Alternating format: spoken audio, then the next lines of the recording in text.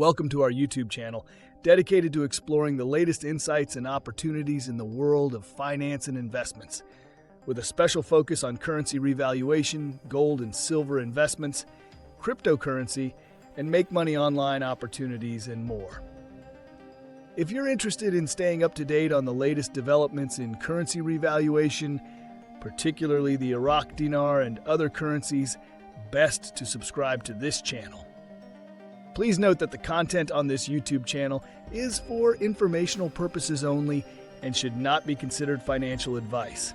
We are not licensed financial advisors, and the opinions expressed on this channel are based on our own research and personal experience. We strongly recommend that you do your own research and consult with a licensed financial advisor. Also, just before we go any further, this channel has a weekly giveaway of 100 Dogecoin. To enter, all you have to do is be subscribed to this channel, like this video, and watch this video until the end, because if you don't, you'll be automatically disqualified from the giveaway. We will be sharing the random hashtag keyword daily, and then comment hashtag the keyword in the comment section. Also, today being Sunday, we will be announcing the lucky weekly winner from this week's giveaway. Good luck!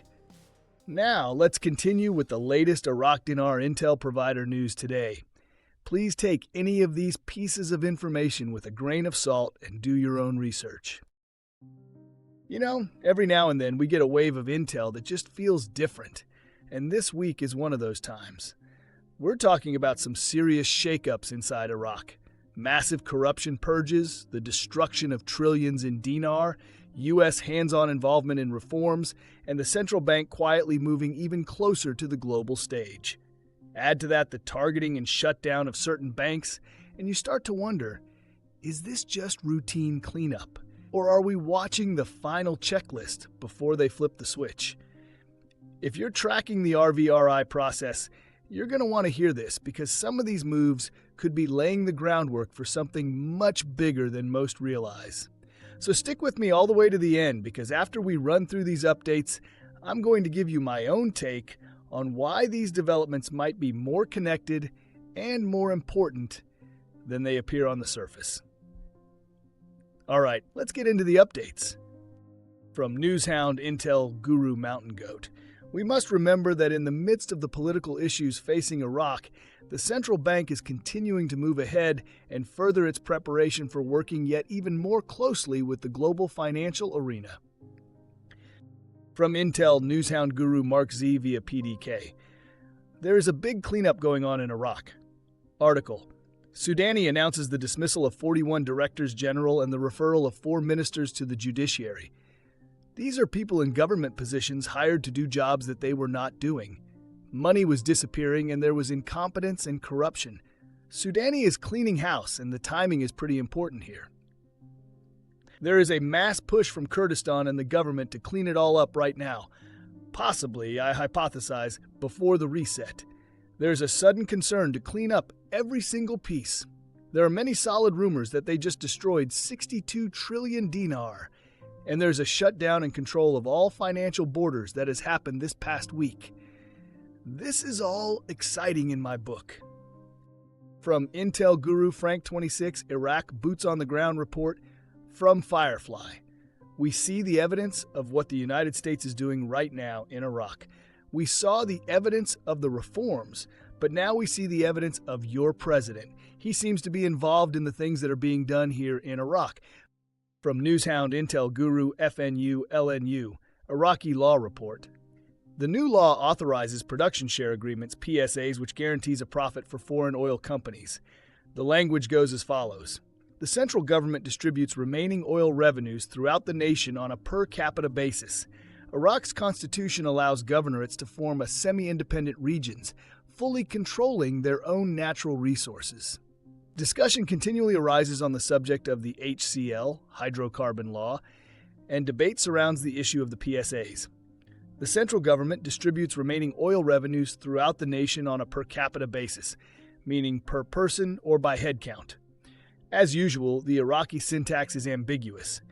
It is easy to understand why people believe the distribution of funds is for each person.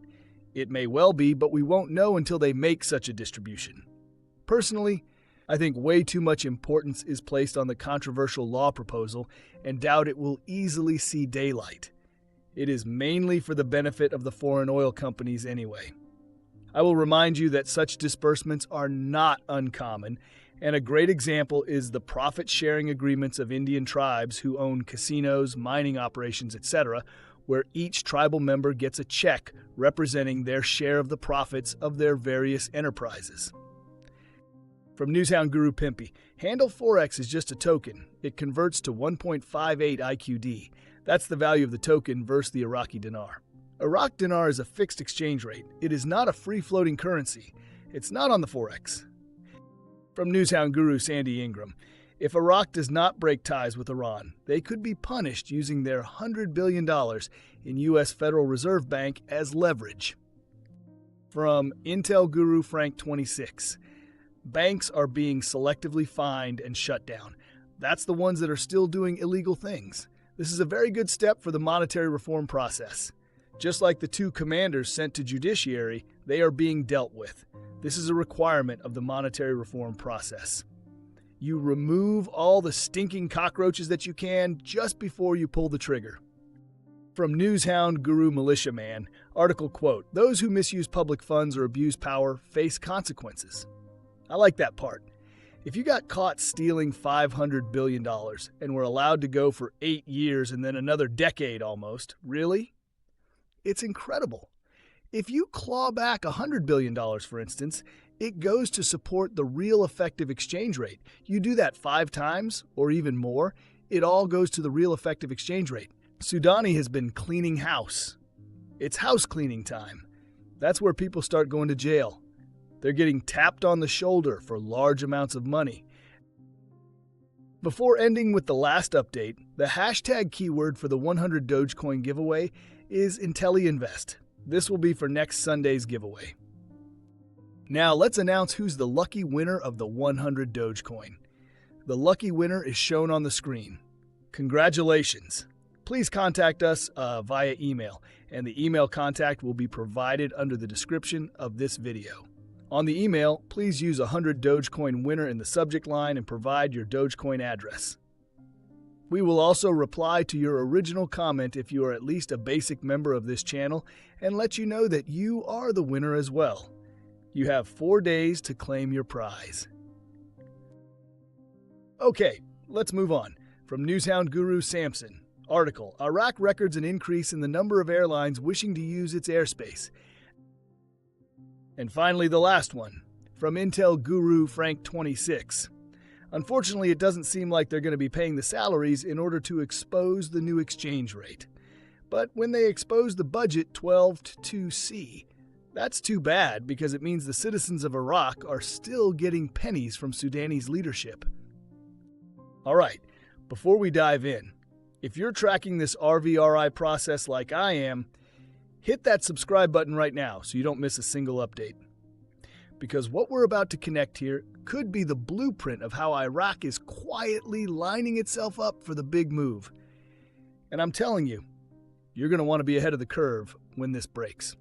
So, here's how I see it. Mountain Goat's latest take really caught my attention because while politics in Iraq can feel like a slow-moving storm, the central bank isn't sitting idle. They're still pushing forward on preparations to work more closely with the global financial arena. That means they're not just waiting for Parliament or the PM to get their act together. They're actively laying the technical and compliance groundwork the IMF and World Bank want to see. And if those boxes get checked while the political climate improves, we're looking at the exact conditions that could set the stage for a real RVRI window. Then Militia Man's update really gets into the money side. Sudani's cleaning house, clawing back potentially billions from corruption cases. Think about it. If even $100 billion is recovered and injected back into state reserves, that strengthens the real effective exchange rate. Do that multiple times? You're building the financial muscle the CBI needs to support a higher value and maintain it long term. Now, I've got to address the HCL, the hydrocarbon law, because FNU-LNU is right. It's not the trigger, but it's huge for stability. This law legally settles who controls oil production and how those revenues get split between Baghdad, Kurdistan, and the provinces. Without it, Iraq's 90% oil-dependent budget is always at risk of political deadlock. With it, you've got predictable revenue streams, and that's exactly what the IMF, World Bank, and foreign investors need to see before trusting Iraq with a stronger, tradable currency. It's not a press-the-button law, but it's one of the pillars that will hold the whole system steady after the RVRI. And here's where Samson's update comes in: more airlines using Iraqi airspace. At first glance, that might feel like a side note, but it's actually a quiet indicator of economic progress. More air traffic means more overflight fee revenue, which diversifies income beyond oil. It also signals that airlines and, by extension, the global community are feeling more confident about Iraq's security. That confidence has a domino effect: more trade, more investment, and ultimately more stability for the dinar. So when you put it all together, you've got geopolitical hurdles like the PMF law possibly being addressed, massive anti-corruption recoveries boosting reserves, the HCL locking in revenue stability, and international confidence quietly rising. In my opinion, these aren't random events. They're the structural and political foundation Iraq needs before they can realistically pull the trigger on a revaluation or reinstatement. And that's my take. The pieces are moving. And if they keep lining up like this, we might be closer than a lot of people think. Also, we released a breaking news article video the other day. Iraq just made a major move toward joining the World Trade Organization by completing comprehensive technical responses, an essential step that signals a shift toward full international integration. While this might seem like a routine headline, it's actually one of the strongest signs that Iraq could be preparing to move off the program rate and take the dinar global. In this video, I'll break down how this development ties directly into the RVRI process, how it connects with IMF Article 8 compliance, and why this moment could indicate the beginning of the end for the 1300 rate. If you've been watching for the clues and waiting for confirmation that Iraq is ready, this is the update you don't want to overlook. Most people will miss the significance until it's too late. Please go ahead and check it out by clicking on the link on the top right of this video, as you don't want to miss this. Lastly, please drop a comment below with hashtag and the keyword and let us know what you think. If you like this content and like to support this channel, please don't forget to like, subscribe, hit that bell notification so you get notified when new videos are uploaded. See you on the next video.